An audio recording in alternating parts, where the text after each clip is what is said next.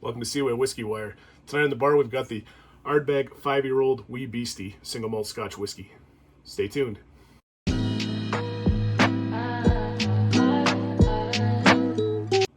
Hi, I'm Tyler with Seaway Whisky Wire, and tonight on the bar we've got a 5-year-old offering from good old Ardbeg, one of my favorite distilleries in Scotland. The distillery is located on the island of Islay, which is part of a whiskey region in Scotland. It's definitely one of my more favorite offerings. It's actually where I started my journey into peated whiskeys. So Ardbeg's core range, what do they start with? Well, first they start off with the youngest of the bunch, which is your 5-year-old Wee Beastie, moving into their 10-year-old, which is very much the staple of the Ardbeg core range. Then they go into some non-age statements, which are all very, very good. I've only actually tried the one, but I'm hearing good things about all of them. You've got the Ano, and then a little bit higher up would be the Ugadel, and then going up is the high point of the Coria Reckon. There are some other age statements in there, some 21 and 25-year-olds as well. Not as approachable or obtainable for me in Canada here, but someday maybe we'll hook into those and try them out. There's also some committee releases that happen every year. Again, we're focusing mainly on the core range here, from availability, approachability, and affordability, and that's kind of what I want to bring to you guys at Seaway Whisky Wire. So let's get into it. Presentation-wise, Ardbeg, classic bottle, green. In this particular case, there's no case that comes with it. I'm perfectly fine with that. There's nothing that says you need to have a case or a paper thing to go with it. I think it looks great just the way it is. Presents well on the shelf, and the red kind of contrasts nicely with the green. Almost a little bit of a Christmas theme going on there, but past that now, we'll move on. Looking into the specs of the whiskey. What's in the bottle? Let's talk about it. So it's a bourbon. It's a bourbon and sherry influence for the casks, and comes in at 47.4% ABV, non-chill filtered, non-color added. Really nice offering from them. At 5 years old, you're going to get some freshness there. It spends a little more time in the peat, so you're going to have a nice peaty smoke piece to it. It comes in around 50-55 ppms. That's just the measurement of how they measure the amount of smoke that is given off and imparted on the whiskey. And, you know, I think it's a good place to start. It's a little bit heavier. All those kind of the big three distilleries on Islay kind of are those big, beefy peat monsters, such as Lagavulin, Laphroaig, and Ardbeg. I will say that you can get different kinds of peat off the whiskeys coming out of Islay.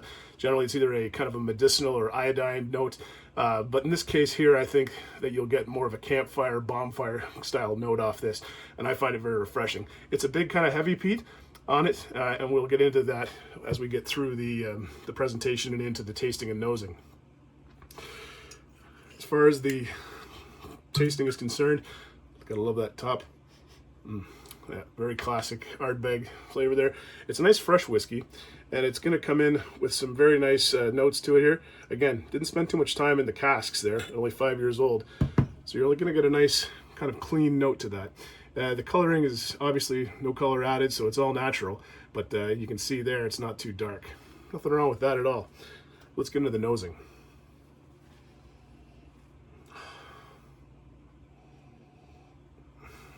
Well, I can tell you from the start, you get the peat.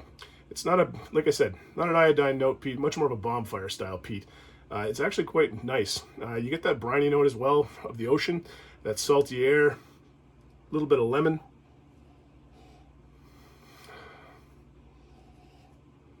Nice orange zest to it in there, almost like a honey as well, some lemongrass.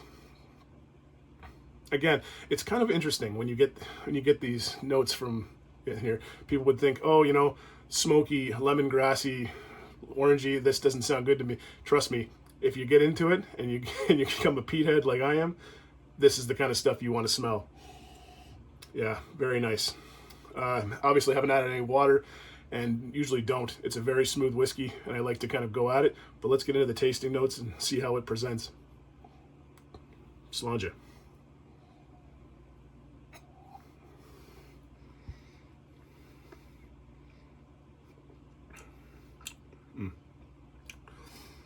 So right away, right at the very front is that peat.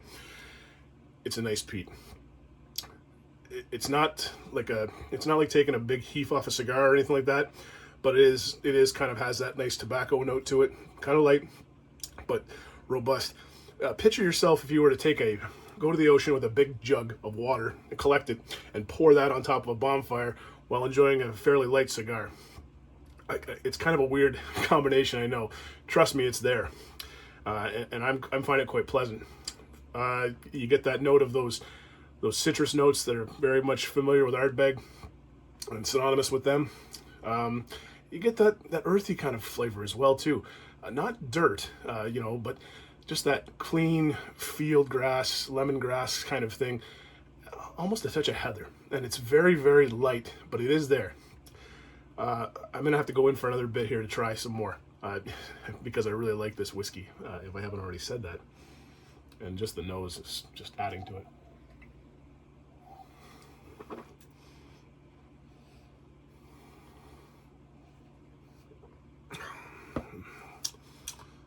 Same as last time. I'm almost getting a little bit of vanilla at the end there now too. I find when you do take a sip and you kind of get your nose back in there as you're tasting it, you kind of unlock a little bit more out of it, and it adds a little bit of complexity to the whiskey. I haven't said anything about how it's going down. Very, very smooth. 47% ABV. There's no harshness to it. Being 5 years old, you would expect a little bit more abrasiveness to it. Maybe it's because I've had it for a little bit. This bottle is probably about half empty right now, but I don't ever remember this bottle being super harsh or having that kind of alcohol burn to it. Trust me, the alcohol is there, but you don't get that. I'll go on to the finish a little bit more, just because I gotta have a little bit more.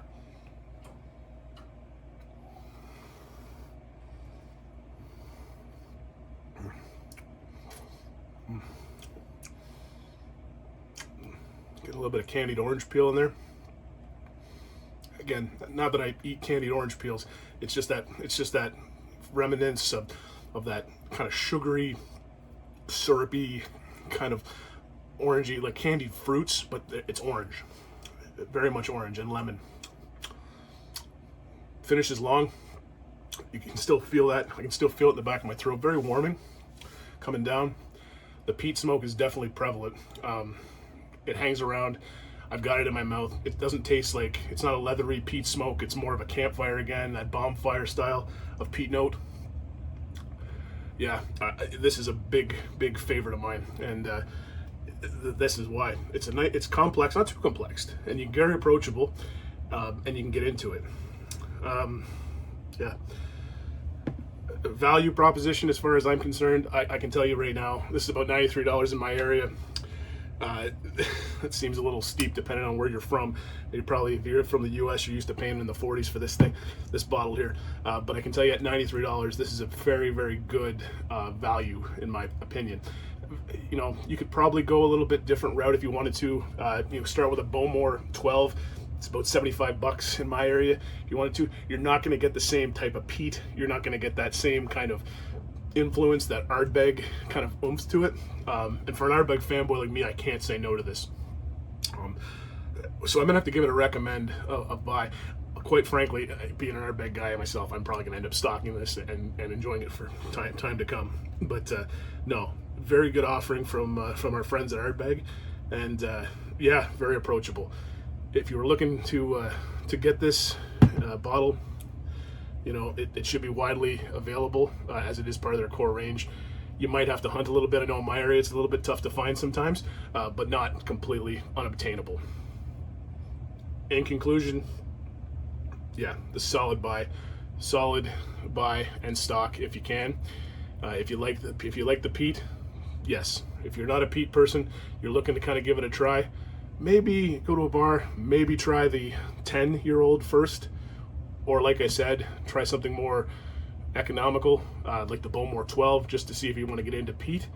Or even like a Lafroig. Lafroig's a little more abrasive, but you can try a Lafroig at the bar.